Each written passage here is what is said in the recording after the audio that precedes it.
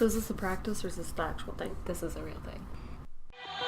Are you fucking with the tank?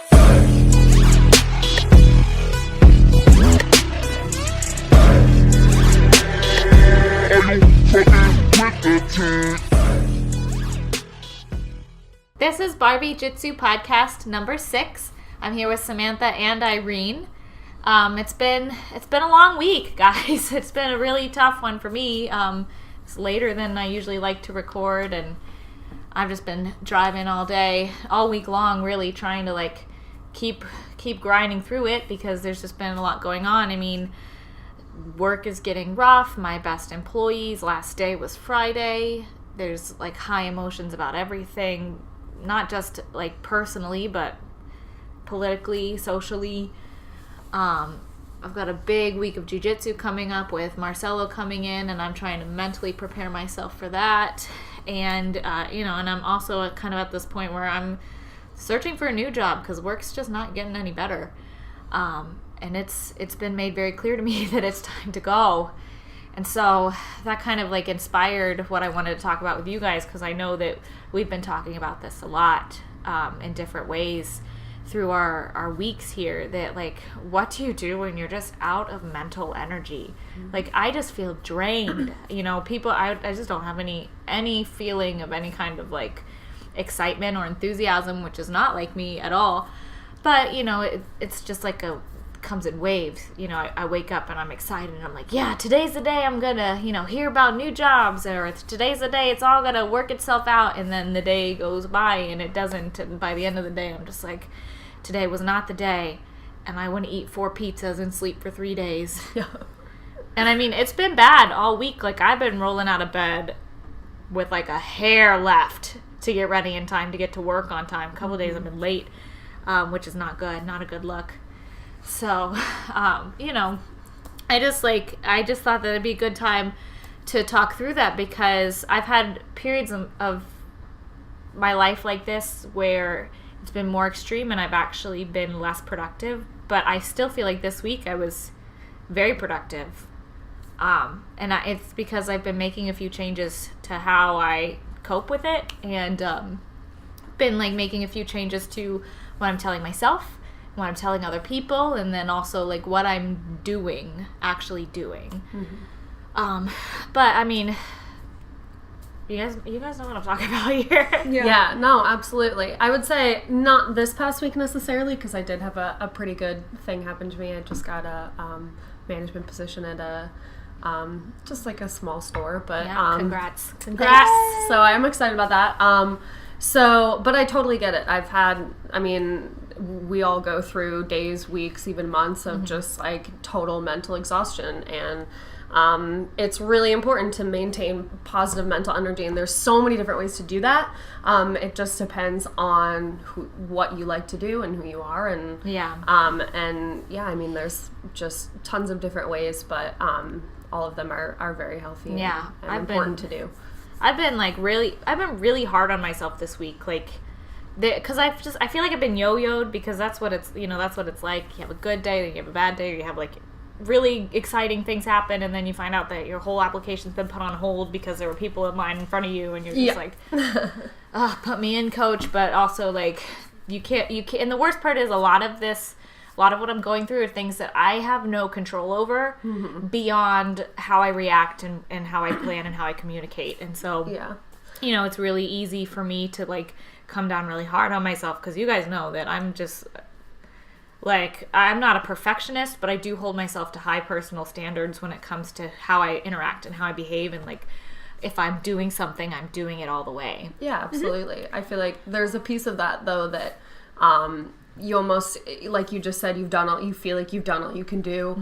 And at that point you sort of just have to have faith in fate, and that's something that I learned majorly when we talked about our last podcast, how I was going through a tough time, and I just kind of put faith in the future, and good things happen that I did not expect at all. And it was just like I said, fate. So I think sometimes you kind of have to just be confident that everything happens for a reason. And I know people say that all the time and that it's cliche, but it's so, so true.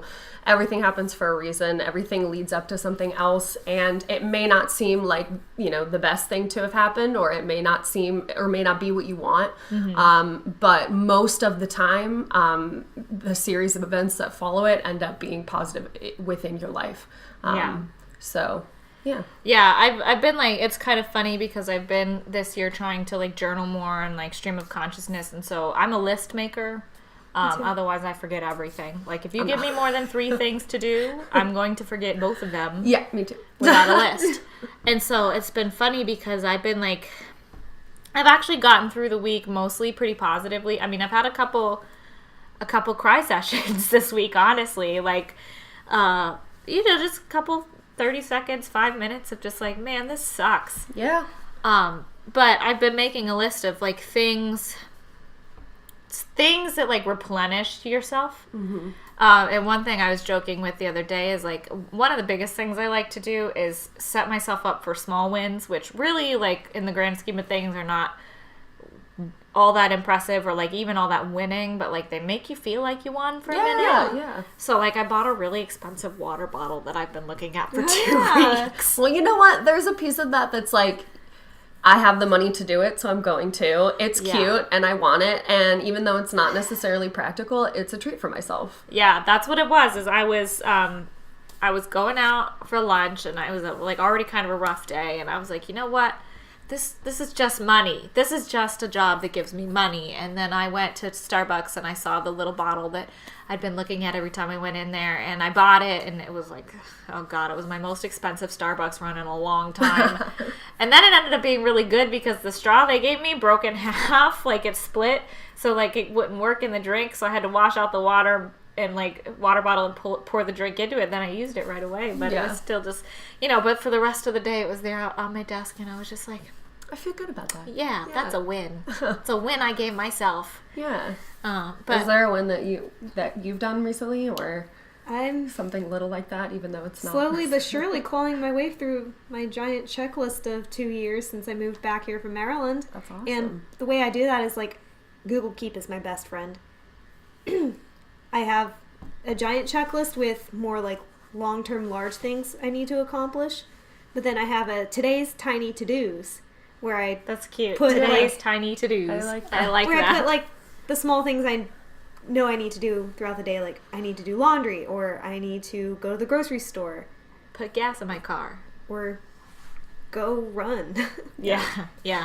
I sort of do And that, but a little bit differently. Checking those things off the list is just relief, and that's enough for me. I don't need to go. Those are your little wins. That is a win. That totally is. Your little check boxes. I do that too, except I have more like what I literally, and it's in here. Let's see if I can find an example. Like, it's called Master To Do. I don't know if you can see that. But that's like the top couple of things that I've had to do. And if you like look back in my journal, my Master To Do used to be like huge, an entire page long, if not longer, like tons of stuff. And now it's 4 things. And so it's just kind of ongoing projects that I slowly check off. And when I can check those off, because it's a master thing, it's a huge thing that I've done, it feels really great. So that's a really good example. Like a moment to breathe. Yeah, exactly. Yeah, no, I really love that because I mean, I think most women are listers because we just have so much going on. Like, I don't know a single woman that doesn't make a list of some kind. Especially moms. Especially moms. My mom used to carry around this spiral notebook, and it was like a full-on binder, and she had a little like word art thing that said Pat's brain, and it had like her phone number and her address and everything, and she would leave it everywhere. Oh yeah, my mom has not a planner, but it's like an agenda. She has this huge black leather agenda, and she's a teacher. So and if it's not on the calendar, it doesn't happen. Yeah. Oh, exactly. It's so true. Yeah. I mean, it's just funny because I feel like something we never really learn to do. Like, nobody ever teaches you. Nobody even really talks about it. Especially like, I feel like our generation doesn't know how to do this at all. Whereas like our parents somehow knew how to do this. and just like how you go about replenishing your mental energy and keeping yourself on track. And like I genuinely have no idea how my mom raised 6 kids. I have no idea how she did that, because like I get exhausted from like one day of training my dog. Yeah. You know, like if he does like 3 things that he's not supposed to do in a day, I'm like, oh my God, I'm so tired of this, you know. But and my mom raised 6 kids, and not only that, she ran a daycare, she ran the household, she ran the farm. You know, like she wakes up at 5:30 in the morning and she sits down at 10, and I'm like, how do you do this, woman? Because you never stop. And she like went through knee surgery like that. And so like I feel like our generation glorifies the 2 extreme ends of the spectrum. Like we on one hand we glorify disgusting laziness, like laying in bed for 3 months or 3 years and like eating 12 pizzas and never working out because like LOL spring break will come next year too, you know, like all the memes that glorify laziness. But on the other hand, we have things we've talked about like beast mode, which is really like retard mode, and like just dumbass mode. Grind till you die, and like no days off, and like you see people do that with a business, always grinding, always hustling, and it's just like where's the middle ground here? There's for the definitely rest of us? No in between. I feel like as a generation, we either go until just like we collapse, we just go, or we don't do anything. And I think my mom and my dad, both of them, are really great at finding little pockets to just chill out for a minute. Yeah, they just do, like, our parents just do stuff all day long. But also, like, you'll find them. My mom will just park at someplace and have a glass of tea and, like, hang out, you know, and then, but only for 10 minutes. And then she's back at it. And it's like something happens in that 10 minutes where they like replenish entirely, and they're like, now I've got to go do the rest of the day. Right. Whereas I don't know if it's just me personally, but I feel like if I stop for 10 minutes, I will end up stopping for 3 hours. Yeah. I won't get back into it like I was in the momentum. And if I'm in a momentum, I'm thinking, keep going, just keep going. Yeah, right. And I don't know if that's my ADHD kicking in, or if that's like, or maybe we just have bad coping skills. Or my medication for my ADHD, I should say. I do gotta say, like, my way to like recharge sometimes is to nap, and it's because in high school, our choir director actually encouraged us to take naps on the weekends and have somebody witness our nap. Yeah, and they had to like write a note. I had my cross country coach actually like write a note for me, because he would drive me to and from meets because we lived in the same neighborhood. And he would say, Irene napped for 45 minutes between Centerville and Mason. But like we got witness the nap credit points for it.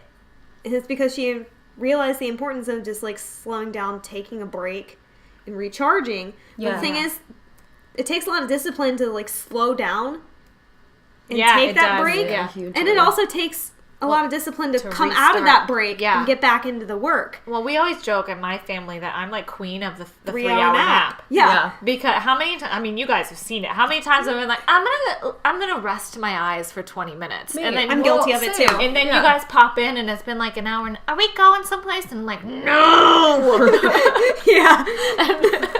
And then it's like 2.5 hours later, I roll out like, okay, we can go now, you know? But I mean, so I've been making this list of like things.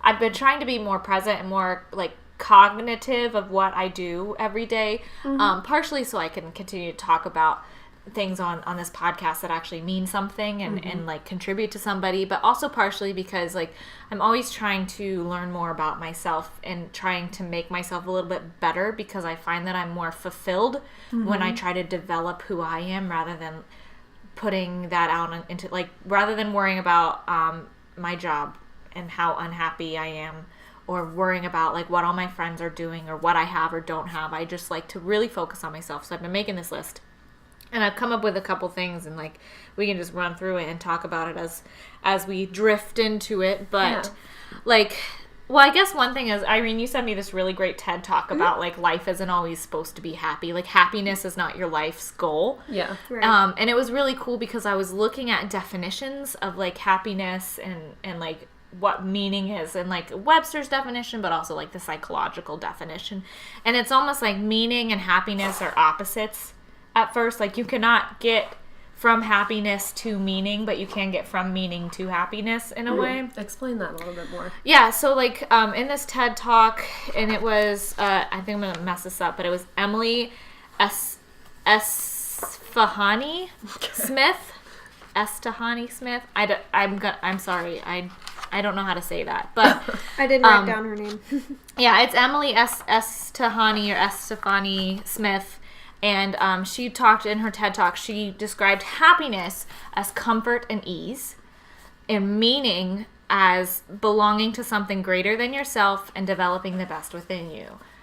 And so, like, for me, it's really easy to see how you can go from meaning to happiness. Like, if you have meaning, if you belong to something larger than you and you're developing the best within you, then, you know, logically, you're not always going to be happy, but you're going to find happiness more often. Within that, yeah. Yeah. Whereas, like, if you're focused on what's going to make you happy, you're so worried about pursuing comfort and ease that you're making yourself anxious because you're not really belonging to anything. Because if it's not comfortable and easy, you're probably going to quit, right? You're not developing yourself because, like, you can't have comfort and ease and then talk about what's wrong with you. Yeah. You know, those are hard conversations to have even when you're used to having them with yourself. So to, like, have that internal dialogue with the idea that you want to be happy about it, you can't have an honest conversation with yourself about it. To me, that sounds a lot like short-term reward versus long-term reward. Yeah, exactly. So, yeah. like, and you that's know, a problem definitely that happens within our generation is we are so used to having short-term rewards all the time. That's that one thing. We've got Yeah. Instant gratification with social media and just technology in general. everything. And I so did an it's- entire project actually on empathy in college about how instant gratification is so important to our generation. Maybe that's sort of why the difference between our generations is so extreme. Yeah, and If we can't have it now, we don't want it at all. right? Yeah, and I mean, I run into that all the time, and I think that's one of the reasons why so many millennials are so unhappy in their workplaces, because we're trying to find meaning and happiness through our workplaces, and that's not totally wrong. Like, that's actually a really great place to start, is to dedicate yourself to your work. But what happens when your work isn't meeting your basic needs, or like you are unemployed and then you're like in this total existential crisis because you no longer have meaning or anything? I went through that for 2 months actually last year when I got laid off from my job in Hamilton.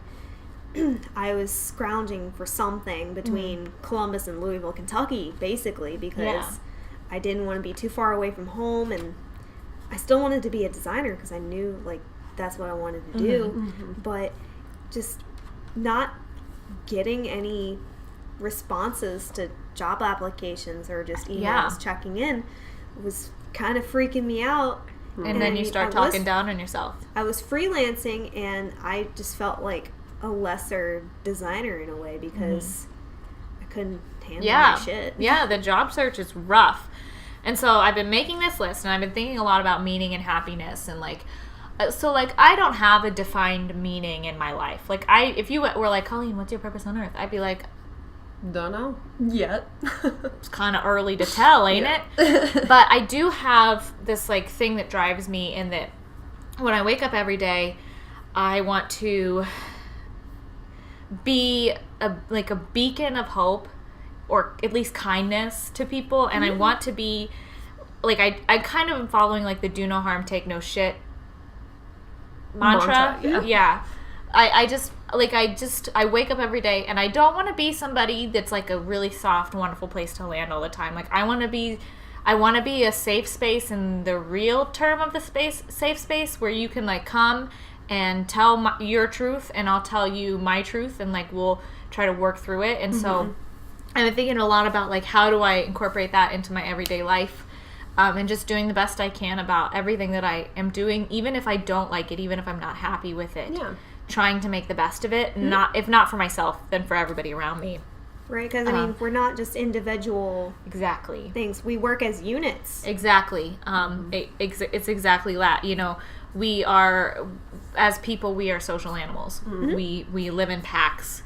We call them towns. You know, And for me, like, I'm a very social person, and I need to be around people, and I need to have, it's part of my personality that I need to have, like, deep, meaningful, intimate relationships, not just romantic, but, platonic, intimate relationships where I'm unhappy because I need that connection. And so the first thing that I came up with, like, how to replenish my mental energy, is to remind myself of my meaning and remind myself of, like, the long-term goal. And also within that, you remind yourself too that, like, you're going to, in your job search, for example, which I'm going through, I'm going to get rejected every single time except for maybe 3 times or once or twice. Like, all I need in this whole job search, no matter if it takes a year, a month, 5 years, I need 1 win. And that's it. Like, so when I think about it like that, it's just like, when I get rejected, I'm like, oh, that's not my win yet. I got to keep working. And then, just reminding myself that, like, I'm not just looking for a job to get out of where I'm at now. I'm looking for a job or a career that I can grow into and be present and, like, be somewhat fulfilled, at least that I don't dislike what I'm doing and who I'm doing it with. And so, reminding myself of that purpose, that meaning, and that, like, I'm growing toward something instead of, I'm just not happy and I don't like it anymore, so let me get out of here. Right. So that's the biggest one. It's just reminding myself, like, this is my meaning, because, I have a great community of people around me. Yeah. And, this woman, Emily, she went into a lot of things that build a meaningful life, and I have, like, all the building blocks of it. Yeah. It's like kind of like a house, and she says, like, it's built out of belonging, purpose, transcendence, and storytelling. So, like, being a part of something, using your strength to serve others. So, like, that's your purpose. Feeling, like, lifted above to look at the big picture, which is transcendence, or, like, I get that by kind of meditating or, like, just taking a step back. Yeah. And then storytelling, which is not actually the story that you tell other people, but the story you tell yourself. Yeah. Oh, cool. And it's kind of, like, all on a foundation of love, and I'm not talking, like, romantic, like, cheesy rom-com love, but, like, Jesus love, like, love thy neighbor. Spiritual love. Yeah, like, yeah, totally. Just, like, general feelings of goodwill and compassion and, like, wanting the best for the people around you and wanting to give your best. So having that in mind, it's just really cool that all those things tie together, because, like, when my mental energy is this low, after reminding myself of the meaning, it really alters my internal dialogue, which is something, like, I can't talk enough about how important your internal dialogue is, because there's just, like, there is nothing that anybody can say to you that is worse than what you can tell yourself. And that's one of the reasons why cyberbullying is such a big deal, because you read it in your own voice. And so even if you, like, necessarily hadn't phrased it like that, when you read that, it's all of a sudden it's in your voice and it's in your head. And so, when I tell myself, like, oh, my life was so good and now it's so bad, I'm setting myself up for failure, and I'm setting myself up for, like, a downward spiral. I actually saw this YouTube video of these people. Basically, they said, just write lists of, what you think bothers, you about yourself. What are things that you don't like, or and not, like, physical, just general sense of things that, bother you about yourself. And they paired 2 people up together, and they said, I want you to take what you wrote, and I want you to tell this person and direct it to them. And these people were like, no, what I said was horrible. Yeah. And like, you are a lazy piece of shit, basically, or you are a commitment phobe, and so you will never get married, or you are not as beautiful as you think you are, or just awful things like that. And they were told, say it to this person across from you as if like you're saying it to them. And you wouldn't do it. And the people were like, that's awful. There's no way. So why would you why would you say it to yourself? Yeah, exactly. Yeah. And so that's so big, because, like, everybody, whether you recognize it or not, they constantly have an internal dialogue rolling. Like, I don't know how many times a day, I feel like an imposter, or I feel like I don't know what I'm doing, or I feel like I'm just, like, not where I should be. Yeah. I'm always hard on myself. One of my biggest struggles is budgeting. I do not, like, I am still working toward, because I currently suck at having the mental fortitude to stick to my budget.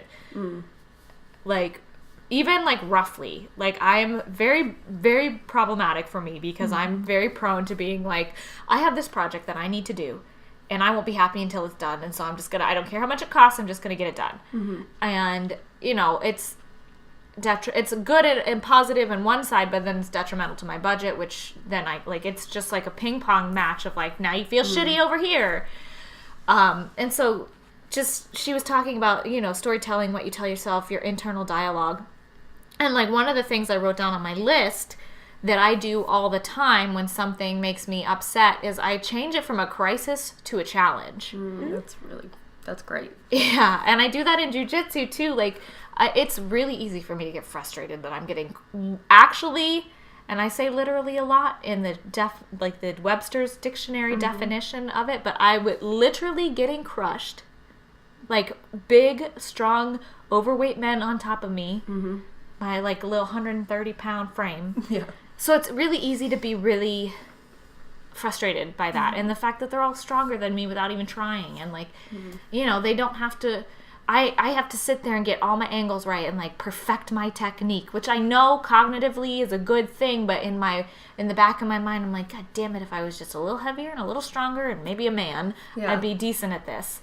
But by changing that dialogue to, okay, well, I'm smaller and I'm a woman and I'm not heavier, so if I can get my let me see how perfect I can get this technique.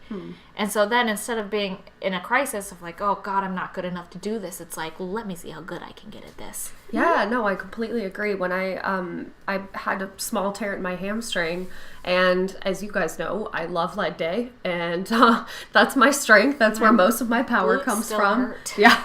And I tore my hamstring, and if you know anything about that, you know that you pretty much can't do anything or any major heavy lifting at all. And I was just getting back into starting to lift heavy after I'd been kind of on a break, and I was so frustrated, and I turned it into a bit of a crisis, because I was like, I'm going to be so weak down there, that sounds awful, but like that would be my legs are going to be so weak, man. Like, ain't never gonna get you a man.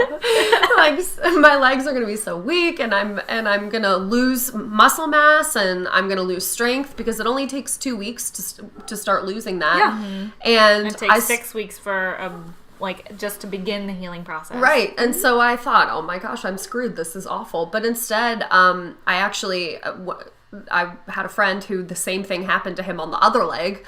And he kind of was like, you know, well, this is going to be actually good for us, because now we'll have to learn something other than the basic squat, leg press, like prone leg roll. And so I learned a ton of different body weight stuff. I learned a ton of ways to strengthen your hamstring without putting pressure on it, and to strengthen the muscle around it. And I actually learned a ton about my body, and a ton about you know, how to strengthen yourself with an injury. And that was something that I had never really known a ton of. So it ended up being something that was kind of really great in the end. Yeah. So, I mean, that's just such a powerful switch. Like, it's no longer a crisis, it's a challenge. Yeah, like, totally. And I'm sure, like, you were just talking to me today about how you haven't hit your runner's wall yet, your 20-mile wall. And, you know, it's just like, like, what... Make it a challenge. Make it so you don't hit that wall. I mean, I don't want to, like, try to be all pompous and act like, oh, I'm going to be, like, the first marathoner to not hit the wall. But you could be. Because it could be. Our bodies aren't, like, meant to run more than 20 miles, to be frank. So that wall will probably hit on race day, but it's how I handle that wall that matters. Am I just going to quit at 20 miles because my body just says, nope. I want to power through that last 10K. Yeah, so then, you know, what's the change going to be? Oh God, this wall happened and now I have to quit, or oh God, this wall happened. Let's see how much longer I can push through. Yeah, 45 minutes, no big deal. Jesus, that's a huge deal to me. No, but that's good. That's like, it's just I think it's so powerful, because I know that women are more prone to this than guys. I don't know why. It's probably biological.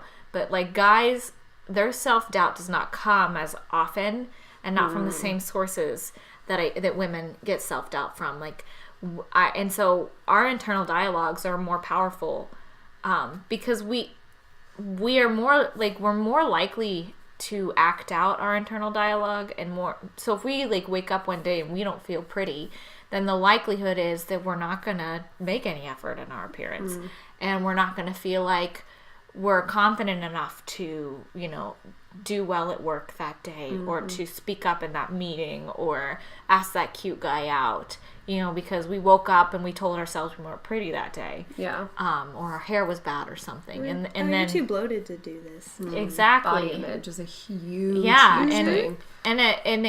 It comes down to, it affects so many different parts of your life, you know. It can affect your relationships, honestly, even if you think only positive things about the people around you and your friends and your partners. When you're that down on yourself, you're no fun to be around. Right. Like, nobody has time, I mean, this is harsh, but nobody has time to put together somebody that doesn't want to be put together.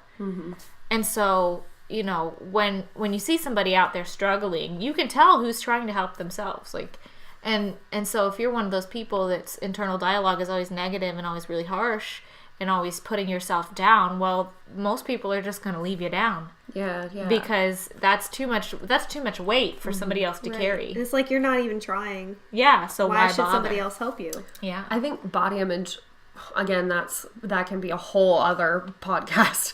But in terms of body image and maintaining positive mental energy or clarity, I think one of the things you can do is celebrate, instead of how your body looks, celebrate what your body can do. Yeah, exactly. Yeah, so things like jujitsu, things like running a marathon, far. you It's know, like why I decided against going into bikini competitions and ended up just getting back to running. yeah, what can your body do versus how it looks? I mean, you know, coming back from a hamstring injury, you know, inspiring things like all we're doing, to things as simple as like being able to dance all night at the club with your girlfriends. Like, that's something that your body can do. That's great. That's awesome. And so sort of looking in the mirror, and instead of being like, I look bloated, well, okay, I worked out for 2.5 hours yesterday and lifted, you know, 135 pounds over my head. So, you know what? That bloated tummy did a really cool thing yesterday. Yeah. So, well, and I was just talking to you too. Hold on, I'm gonna get back to you. Hold your thought. Got it. 'Cause I was just talking to you at the gym yesterday that I no longer care about how lean I get. Like, I mean, there are some things that would be nice if I could lean out a little more or whatever, but it's kind of to the point, you know, it's no fun if you can't enjoy your life while you do it. And so where I'm at, my body's powerful. I'm flexible. I have, you know, ability to do jujitsu to a certain extent. It's growing, but it's got a long way to go. But I no longer really have any real desire to trim down to 20% body fat or 16% body fat. And I have no desire really to have visible abs all day long. And like, I don't really have any desire to have chiseled shoulders anymore because I know that the muscle's all there. But I also know that I really just want to have a pizza on Friday night with my girls. that can honestly go back to happiness versus meaning. Yeah. If you really think about it. Yeah, like, would I be happy if I, like, took an Instagram picture that always looked on point? Yeah. Maybe for those brief moments, but in would the I have long any run, meaning behind it? No. Yeah. Or, I mean, yes, there's meaning behind it because you worked so hard, but it's more like, you know, in that brief time period that you are 20% body fat, are you actually happy? Right. Like, is there there meaning? But I did. I was there, and I had no period, and I was moody all the time, and Felt depleted. Yeah, You were no fun to go out with. No, you were drinking water or vodka water. Yeah, I mean, literally, yes, I had a six pack, and yes, I got compliments on my body all the time, and people messaged me and were like, well, how do you do that? How do you get your body like It's that? not sustainable. It's not. It's really not. And it's friends- not good for you. But your friends were like, No. do you want to go eat some grass somewhere? Like, what Yeah, do you, exactly. This So sucks. It was, you know, it was interesting to challenge my body and get there, but to stay there, it wasn't worth it. Yeah. Yeah, you were saying about... Yeah, I was saying I actually came back a faster runner after injuring my IT band than I did beforehand because I experimented with what can I do to like get stronger while healing this annoying thing. And also, I was reading something in the Lift Heavy Run Long forums several months ago about ideal race weight, and it was this calculator and it had me down for my age, 26, my height, 5 foot. My ideal race weight for race day for a half marathon, they said, was 93 pounds. And I immediately said, fuck that. Because I would have said it out loud. Absolutely. I would have unplugged my computer they not and went, include the muscle in that I would have been whatsoever? like, 93 pounds, I'm dead, bitch. Jordan Hussein doesn't even do that. I mean, Yeah. she gets lean Oh for my race day, but not like God. that dangerously lean. I mean, Yeah. my last half marathon, well, before New Orleans, I weighed in at 103, and I was having a lot of like digestive issues that day because Yeah. I just had not figured out my nutrition. I weighed in 5 pounds heavier for New Orleans and shaved about 8 minutes off of that PR. I can fluctuate Yeah. 5 pounds in an afternoon. That's because I had more muscle. Well, Yeah. according to my height and weight, I'm technically overweight because Yeah, I'm, me too. I'm 5'2". I'm 24 years old, not 25 yet, 2 months. And I'm 138 pounds, sometimes We're 140, supposed to be like depending. 115 because we're the same size. Yeah, well- 115 pounds. I look nasty. Yeah. But Nasty. but if you look at me, I mean, I'm Was not this a chart overweight made in the at 60s? all. Like, It's like some kind of BMI calculation, and I mean, it's accurate if you're completely inactive, but it's not. It doesn't take into account different body types, different body weights, different weight distributions. I'm like at 115 pounds. I'm not just a twig bitch. I'm a dead bitch. Yeah. Like, I honestly cannot tell you how many times when I worked at LA Fitness, I would have, especially women, come in for an assessment and say, I went online and looked at that BMI chart and I'm huge. And I go, you know what? Then so am I. Yeah, we're all huge. Do you see my 25% body fat? Do I look like I'm overweight? Because technically on that sheet I am. Yeah. And they're like, no, you don't at all. You look great. Like, you And I have a was great like, well, body. then you're And- fine. Well, you know what? Then that chart's bullshit. It is. Well, and you were just talking to me today, too, about how you were so grateful because you can't even, as much as you love to run, you can't even imagine running 6 and 7 days a week. Yeah, it's just draining for me, and doing that repetitively does not give me the break I need from it to recharge and tackle the next workouts the next week. Yeah, and so you were talking, too, like some of your runner friends have been going to see running coaches to practice, like, their marathons, and their running coaches are telling them that their glutes are underdeveloped because they don't spend any amount of time building the muscle. Right. Because isn't there like this thing, I'm pretty sure this is a fact. I read it somewhere and like it's running, so I just was like, that's good enough justification for me. But isn't there like this fact where like at a certain point in your cardio workout, you stop burning fat and you start burning through muscle? Yes. Absolutely. Especially That's if you're true. going too fast in your long run. That's why one of our lead runners at Mojo, now Queen City, Paul Wade, he recommended you do your long run 2 minutes slower than your race pace. I mean, it's hard to go that slow when you're used to running faster. You're like, Ricky Bobby, I want to go fast. Ricky Bobby! But the reason for that is so that you're using your fat stores rather than your muscle stores to get you through that long distance. Yeah, and your race weight has gone up and your race speed has gone up. Yeah. But you've actually not really changed much more than just adding in some weight training. Right. And so I've always had weight training. Right, but you like went a little heavy, like you've been hitting it a little harder and like lifting a little heavier. And I just think that's so interesting and so powerful because like, let's be honest, like you need, I mean, underdeveloped glutes, like I can't imagine, but I was blessed with good glutes from my mama. Me too. And also Sam and I have a glute specific day Yeah. for that booty though. But it's just one of those things, like you probably never would have taken your weight training to the level that you've taken it to now if you hadn't had injured your IT band. And so that's a really good instance of like a time in your life where you were kind of down and kind of thrown through the ringer and like maybe your mental energy was really low because you couldn't do what you were used to and what you loved. So you took it as a challenge and you built yourself back up and then you came back like a rock star. I found a spark that caused me to experiment And that experimentation, like, excited me and got me to want to do the thing. One thing that's really important for me when I'm feeling this low, and I just did this with you the other night, and I do it to myself a lot now. I always feel like, because I get really emotional when I'm this low, and I have pretty violent mood swings, and like I'll be really excited, really happy, and then I'll be really mad, or I'll be really tired, or I'll just start crying. So what I do, I call it calibrating my body. Like the remotes that you used to have to tap on the button. But what I do is, like, when my brain is exhausted, I'll go and wear out my body to the same point. And it doesn't even have to be any kind of structure or anything. Like, I will just go and work my body until it is as tired as my brain, so that at least they're on the same level and they're, like, matched up and calibrated together, so that when I go to sleep, I really rest. Mm-hmm.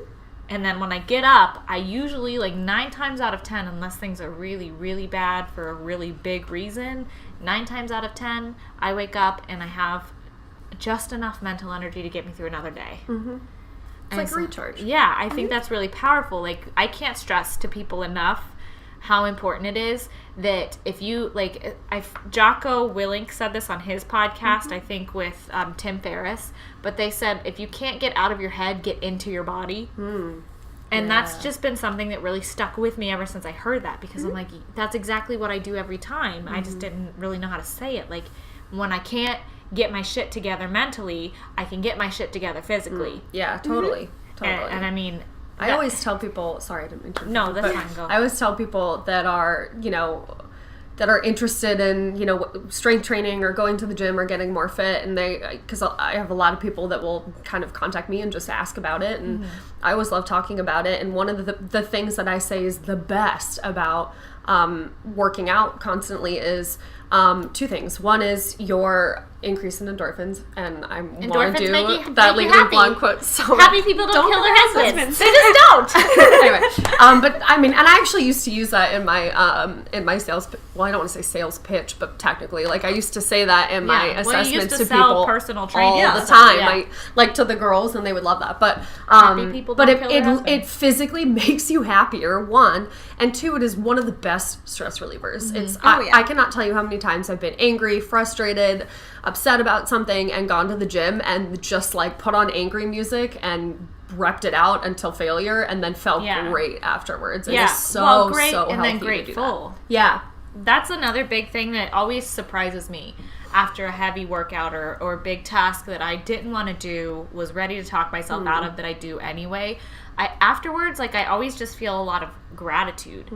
And it's not really toward any one thing. It's just like, I did it, and I'm still here, and I'm alive. Like, again, that can lead back to what your body can do versus how it looks. Yeah. And so, like, I end up like texting people that I care about, like, I'm just so grateful for you, because I'm like how tequila works. Exactly. I get on the Bluetooth and call my mom right after the gym because I feel so great. Yeah, exactly. Like, you're calling people, and you want to talk to them, you want to share that. Actually, your little tequila thing was, like, super funny, because I read this thing today that was like, don't chase people, you are the tequila, not the lime. And I was just like, love it. Yeah, I'm the tequila of my own life. So, it's just, I mean, this whole thing is just, it's about taking care of yourself and being, you just really, one thing that women don't do enough of, I think, in the proper way, because there's a big difference between self-care and, what's the word I'm looking for? Like, improvement? No, it's when you egg somebody on to do something bad for them. Manipulation? Self-enabling. Yes, that's what it is, enabling. So, like, there's a big difference between self-care, which is being kind to yourself and doing the things you need to do and taking care of your business and putting your life on track and staying on track, versus self-enabling, which is get under your blanket, sleep for a week, quit your job, eat until you're overweight, put your head in the sand, don't. Yes. Yeah.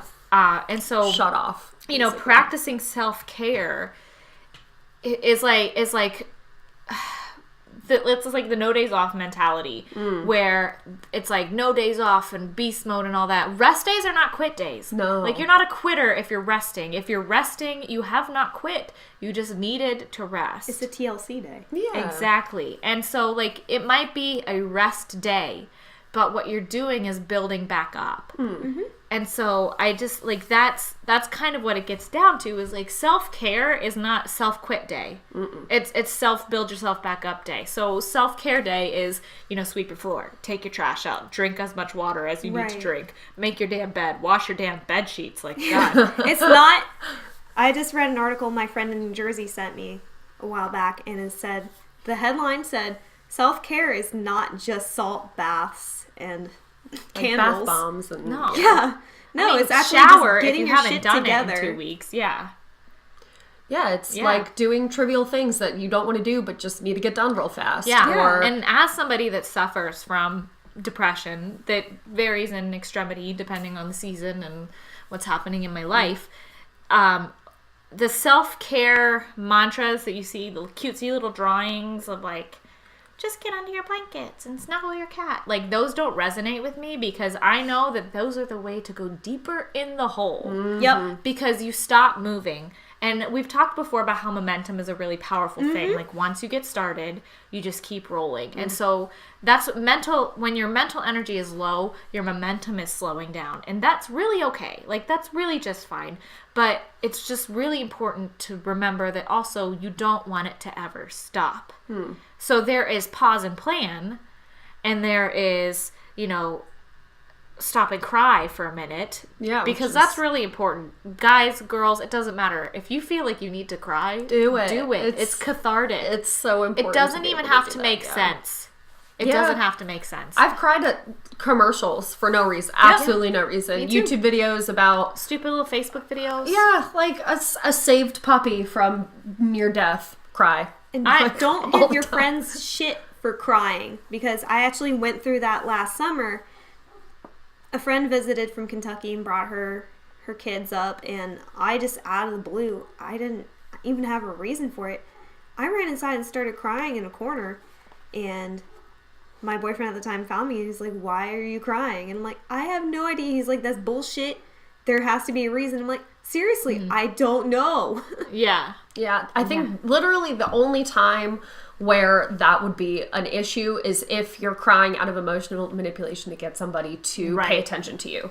If you're... Which I wasn't. Right. But no, I'm not saying that at all. But just in general, like, it's great to just sit on the couch and have a good cry, watch a rom-com. And every once in a while, I mean, we have those days where literally every single thing just makes you break down or for absolutely no reason. And that is 100% okay. Yeah. 100%. What is not okay is...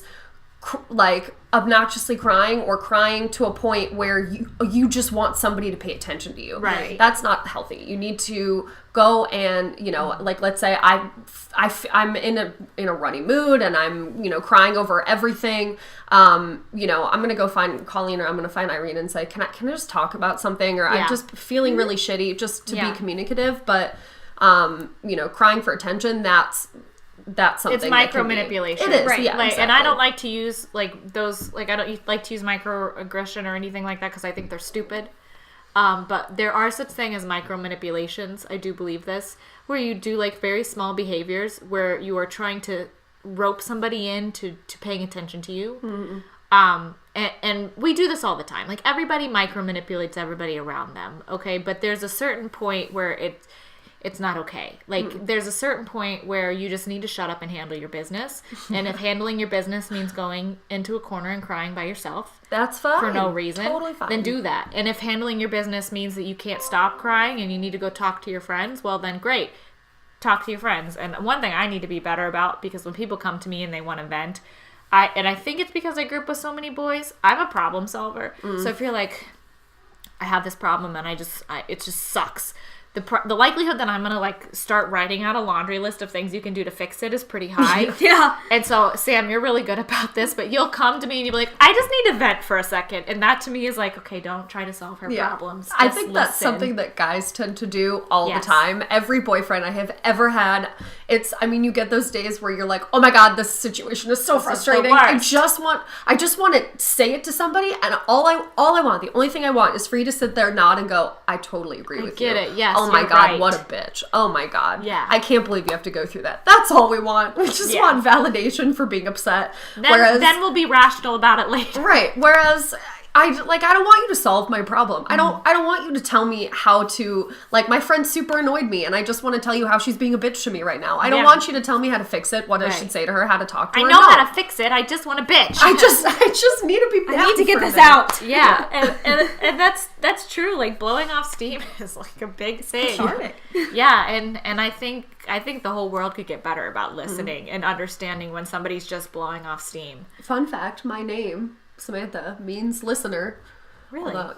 Although in school that's probably the opposite of what my name should have been. Very tacky. Yeah. No, and I just think it's just one of those things. Like, sometimes you have to talk to people, but when you put the right intention and the right perspective in, it's actually a lot easier to communicate it. And so, like, I've been getting a lot better over the past few years, but I am very big on when I'm having, like, a bad day, I let people know. I'm like, I'm having a rough day, guys. Like, it's been a rough week. I'm feeling really blue.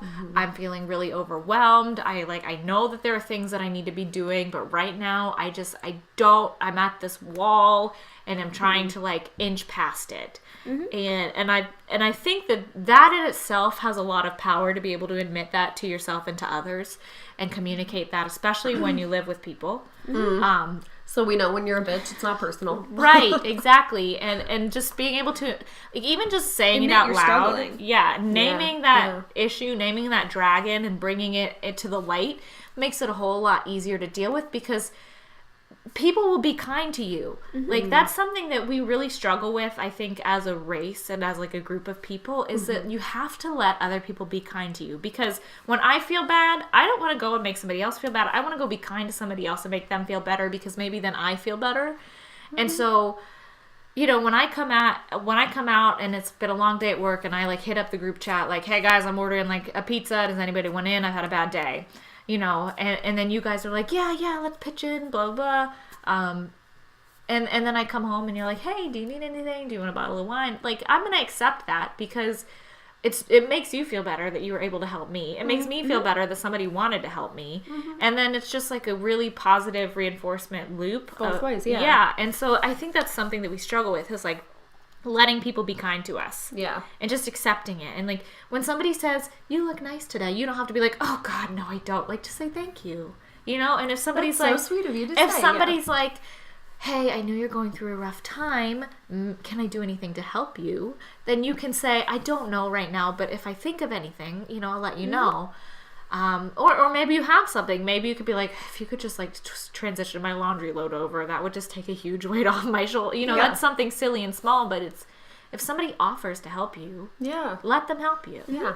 And you're probably going to get a little bit of, like, I just want a little bit, little boost, little micro win. Yeah, it's not like a weakness to let somebody come in and help you. Yeah, right? Exactly. And I think boys struggle with this more than girls, because boys are like, I'm going to do it myself. Especially when it comes to a girl saying, is there any way I can help you? Yeah. Like, in a relationship dynamic, guys feel like they have to be the strong one. The and alpha. Yeah, and every once in a while you have a shitty day, and, you know, and someone like us who are very emotionally connected can see that and say, you know, is there anything that I can do to help you? Yeah. And sometimes it's hard for them to be like, you know, can you, like, I know this is lame, but can you just cuddle with me and, like, watch football? Like, yeah, sure.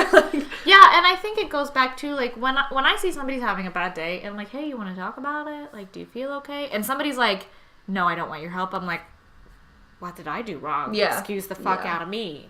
Like, you know, I'm so sorry. And then it gets, like, it just gets really negative really quick, because I'm either going to react, like, being hurt, and when I get hurt, I get mad, i.e. somebody nearly squashed my nose in jiu-jitsu, like, nearly broke it, 1 more ounce, and like, I was mad. I went from, like, that's hurt to I'm pissed off just within moments. And so the same thing happens to me in relationships, and I really have to watch it. And the same thing happens to me in friendships and in just general, like, passing conversation. If I offer something of myself to you, if I'm like, can I help you today? Do you want to talk to me? What can I do? Can I assist? Do you want me? And you just shut it down, I'm probably going to be like, okay, well, fuck you then. You know, I've definitely had to say that. Like, you know, I understand that you're angry and you have every right to be, but I didn't do anything wrong, so don't take it out on me. Exactly. I've said that a lot. Yeah. And most of the time they're like, you know what, you're right, I'm sorry. Yeah. But it's just like, that's something I think when we talk about mindfulness and internal dialogue, also reminding yourself that people want to help you. Like, I genuinely believe there's something that bothers me that was said at the end of the workday, but gets said a lot. It's like humans are a parasite on this planet. I don't believe that at all. We might be angry toddlers, but we're not really parasites. And I genuinely believe that the world is not an evil, like, nasty, mean place, and people are not inherently evil. I think we have the capability for, like, great depths of evil, but I don't think that people are trying to be that way. Yeah. And I don't think they want to be that way. And so when you approach people and you start, like, looking for the best in them, the likelihood that they're going to reciprocate by showing you the best in them is so much higher. Yeah, that's And so really that's why, important. like, when you're at a low point in your life, be nice to other people and let people be nice to you. Completely, yeah. So, Right. I mean, it kind of like ties into, I was listening to a Jordan Peterson podcast a few days ago. Yes. And I love it when you it listen was to about Jordan Peterson. tragedy, the difference between tragedy and evil, that being tragedy is natural and it happens. We can't necessarily control it. We just control how we react to it and move forward past that. Evil is completely voluntary. Yes, I mean, people will go to great lengths to be assholes to one another. Yeah, and if to they so themselves. choose. And to themselves. It actually really starts internally. I feel like when you meet somebody that you're like, you are evil incarnate, it starts from within. Like, once you get past, once you get past their facade or what they're projecting and what they're spewing out into the earth, and you really get into why it almost always stems from a place of inadequacy, feeling inadequate, feeling angry, feeling resentful, isolating themselves. And so, you know, it's like, Jordan Peterson's a freaking genius about this stuff. Like, I can't recommend him enough. He might say something you don't like, but get over it. The way he describes things is just so clear. Yeah.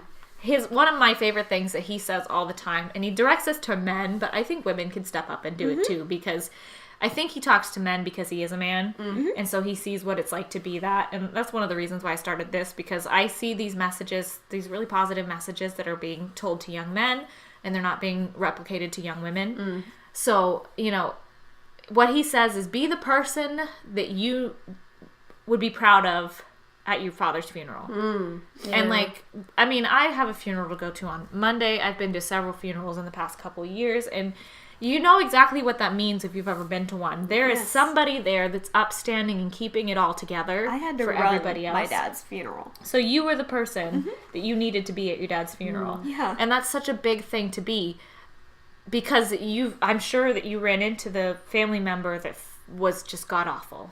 And that's not the person you want to... Just so you know, if you want to find out, like, real quick how much people do not give a shit about you, show up and be an asshole at somebody's funeral. Yep.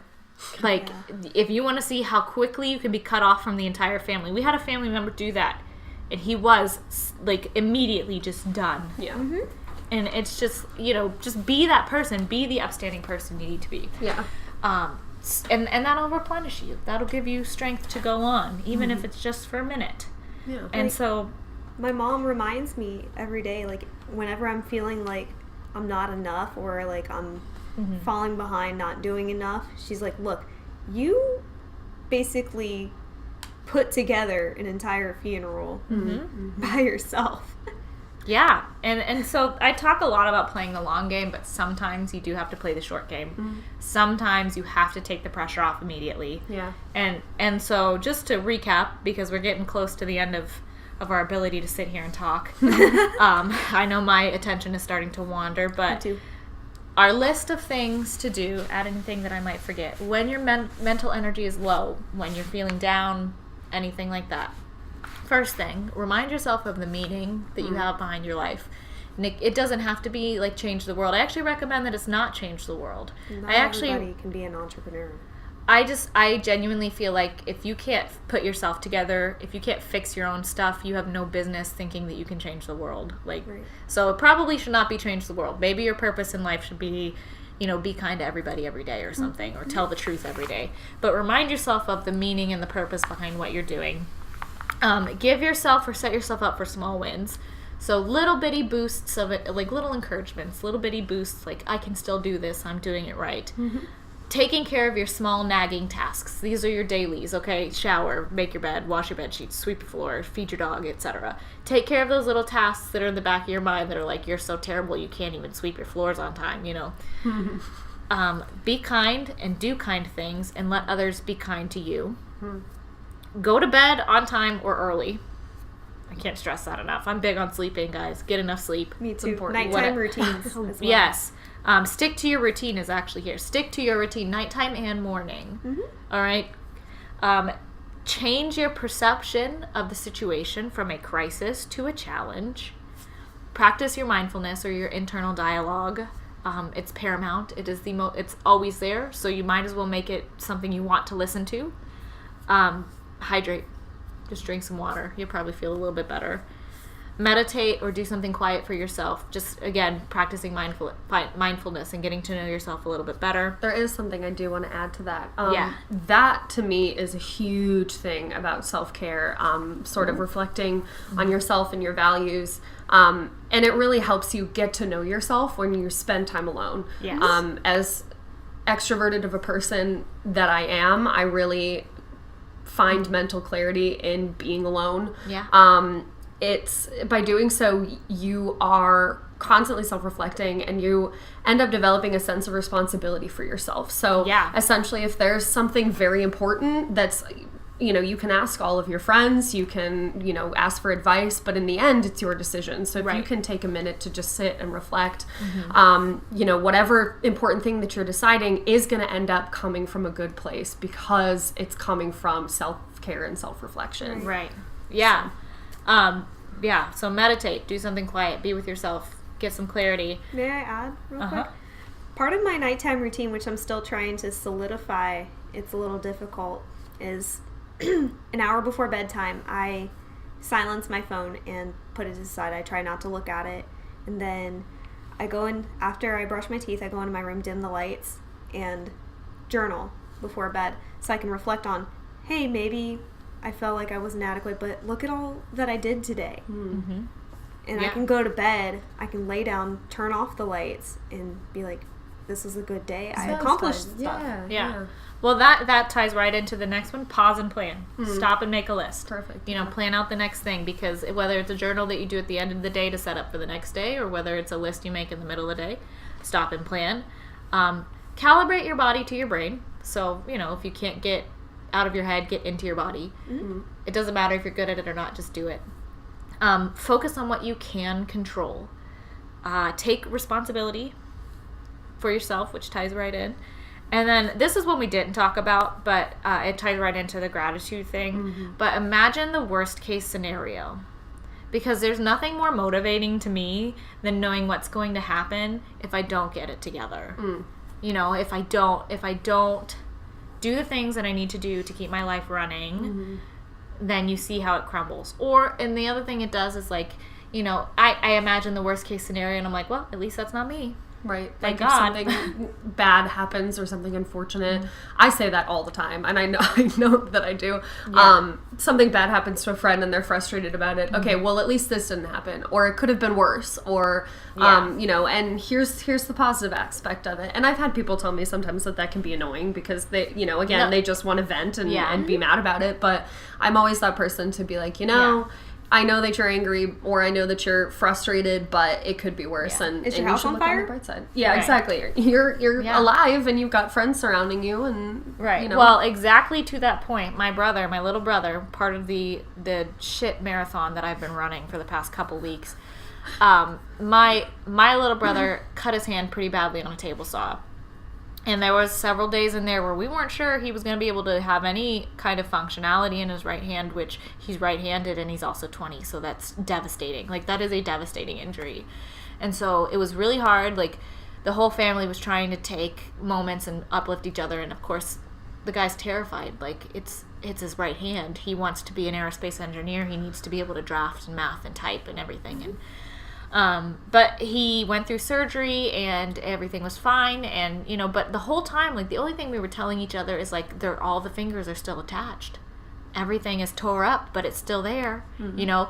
And we were just kind of saying, like, we've all seen worse cases than that. Like, he could have lost his whole hand. He could have lost his whole finger. Like, he could have hit something more important than just some soft flesh. And so, you know, we imagined the worst case scenario. We were mentally prepared for it. And then when it didn't happen, and when the surgery went well and he got full functionality back and he's really healing quite nicely, it was a huge relief.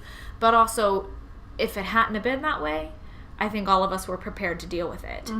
And so, you know, when you're really, really low, just imagine the worst case scenario. So for me right now, the worst case scenario would be like, yeah, my job is awful, but it's better than being unemployed, losing my house, getting fired, having to sell my dog, having to sell my car, having to move back in with my parents, you know, losing everything that I've worked for the past 3.5 years. Because I couldn't be bothered to wake up in time and show up for my job. Right. And so it's really powerful. And, you know, we all go through these periods where we feel really low and we feel like we don't have any energy left and it's just too much to keep going. And we hit that metaphorical wall, you know, at mile 20. But that metaphorical wall is literally a figment of your imagination.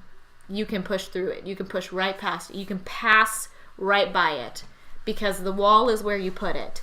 And if you see that wall coming up, you can shift it and you can move it out of the way, or you can build a staircase or a ladder or whatever helps you get over it, get through it, get past it. And there's a whole lot of science out there about this. So I really encourage anybody that's listening to look up and find what's going to work best for you, because it's different for everybody. You know, your brain works differently and the things that motivate you are different. So I'd be really interested to hear anything that anybody else does to kind of pull themselves out of a rut. I could definitely use, you know, some more tips, because I'm kind of tapping out my whole dictionary glossary of good ideas. And it's getting a little rough out here, but if you want to contribute, if you have any questions, if you have something you want to share, if you think that you know somebody that has something really valuable to share, by all means, reach out. I'm on Barbie Jitsu Instagram, barbiejitsu.com. You can hit me on my Facebook page. You can stop me in person. If you want to write me a letter, that's weird, but okay. But other than that, I guess we're going to get through another week and see you all here next week. Yeah. Yay. Thanks so much.